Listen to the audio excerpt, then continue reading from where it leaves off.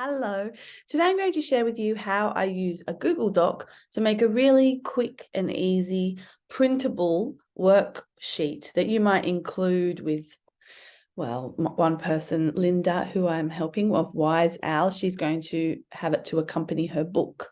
So there'll be prompts associated with each chapter. You might use it for a group program or anything, and you're just going to be able to send someone a PDF. So a really simple document that they'll be able to print. So you can do these in Canva. It's just that if it's for recording, for printing, I like to make sure that it's really just black and white. It's nice and simple, because some people like me, I just have a black and white printer, and that's my low-cost printer. I love just being able to whip things out in black and white, double-side them. It's really low cost, and that only works if it's very light on design features. So let's have a look at my screen. Here's a Google Doc. So this is a very unattractive version of what I'm going to show you. I'll also show you how to zhuzh it up a little bit.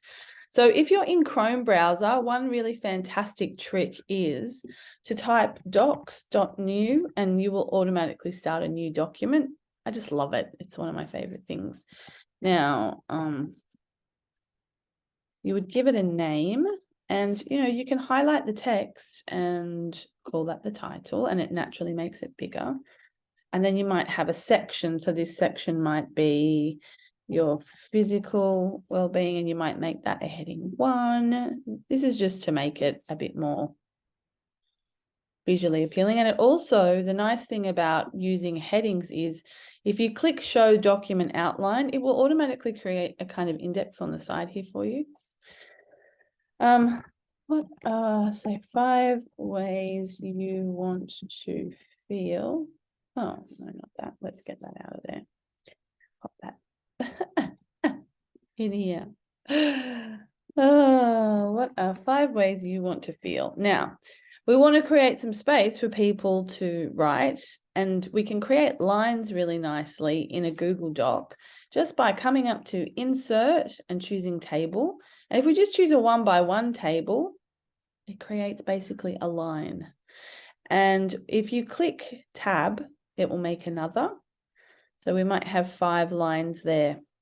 Now, to get out of the box so that we can write another prompt, I use the down arrow, and that gets me out of there. And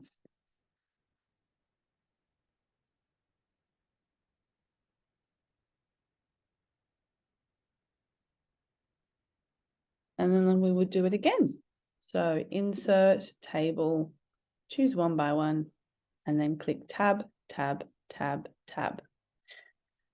Then we click arrow down and return, and then we could go again and again, as many as we like. So that's kind of the first step, is creating your questions and creating your text lines. Now that we've got it, say this is, I've done all my prompts and I'm ready to go and I want to be able to share this with people. I go to File and I go to Download, and I just choose as a PDF. And that will, now I've downloaded it. So people could potentially receive this from you via email. You could put it in an email automation. You could have it as the confirmation. If you can upload it to your website, when people sign up for your freebie, you could have these as the thing that they receive instead of going to a thank you page or a success action like, yay, you are in, now go to your inbox. You could have this on your website and send them straight to it. So one way you could send people straight to it is to upload it back into Google. So if I'm in my Google Drive, let's go into Google Drive. Let's go in here. So go into your Google Drive, and then you can click plus new and then choose file upload. And now I can upload that document that I just created. I just click on it and click open.